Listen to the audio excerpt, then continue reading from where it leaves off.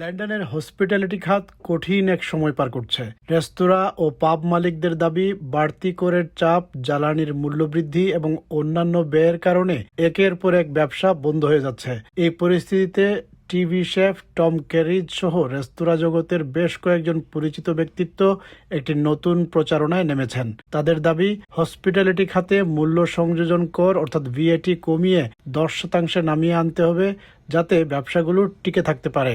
নতুন গবেষণায় দেখা গেছে, ব্রিটেনের প্রায় 1/4 পাব ও রেস্তোরাঁ এখন লোকসানে চলছে। টম ক্যারিজের মতে, পরিস্থিতি এতটাই গুরুতর যে হসপিটালিটি শিল্প কার্যত ধ্বংসের মুখে। তার দাবি, প্রতি সপ্তাহে গড়ে 21টি ব্যবসা বন্ধ হয়ে যাচ্ছে। তিনি মনে করেন, ভিএটি 10% নামানো হলে প্রতিষ্ঠানগুলো শুধু টিকে থাকাই নয়, আবারও ঘুরে দাঁড়ানোর সুযোগ পাবে।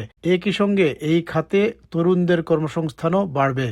This really is at the point of collapse. It's absolutely everything to do with hospitality is under a huge amount of pressure right now, with 21 businesses shutting per week.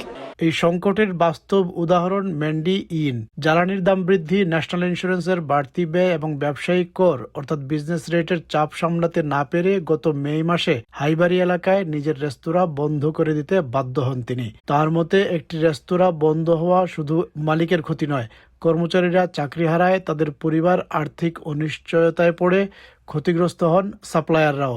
When my restaurant closed, it's not only my own people, my staff, they've all got families, their livelihoods are gone. It's my suppliers. You've got the local community and all we used to hire a lot of young people as well. পাশাপাশি স্থানীয় অর্থনীতিতেও এর প্রভাব পড়ে। বিশেষ করে তরুণদের কর্মসংস্থানের একটি গুরুত্বপূর্ণ সুযোগ হারিয়ে যায়। বর্তমানে শুধু লন্ডনেই হসপিটালিটি খাত প্রায় 4.5 লাখ মানুষের কর্মসংস্থানের সঙ্গে যুক্ত। A 10% reduction in VAT will allow businesses to thrive.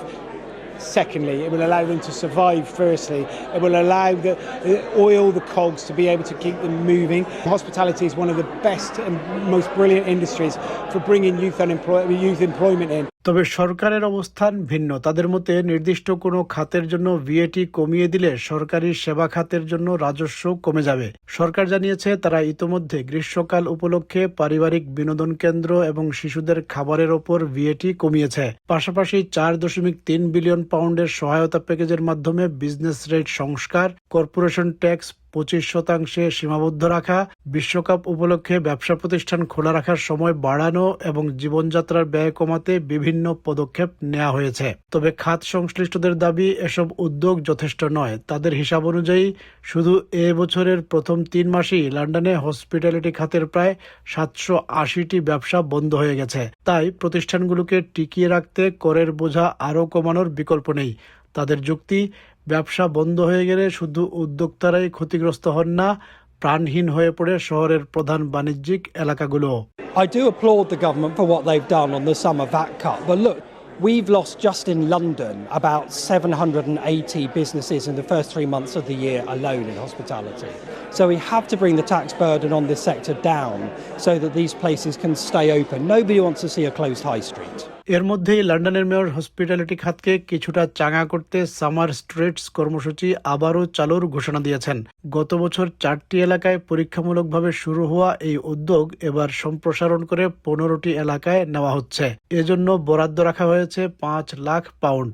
কর্মসূচির আওতায় খোলা আকাশের নিচে খাবার পরিবেশন, লাইভ সঙ্গীতানুষ্ঠান, নাইট মার্কেট এবং উইম্বলডন ও ফুটবল ম্যাচ বড় পর্দায় দেখানোর মতো নানা আয়োজন থাকবে।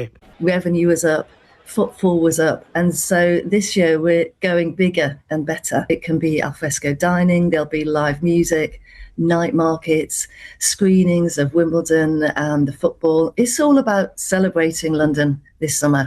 হসপিটালিটি খাতের উদ্যোক্তারা মনে করছেন, সরকারের এসব উদ্যোগ কিছুটা স্বস্তি দিলেও বর্তমান সংকট কাটিয়ে উঠতে সবচেয়ে জরুরি হলো করের চাপ কমানো। তাদের আশা, সরকার শেষ পর্যন্ত ভিএটি কমানোর দাবিটি গুরুত্বের সঙ্গে বিবেচনা করবে, যাতে হসপিটালিটি খাত আবারও ঘুরে দাঁড়াতে পারে।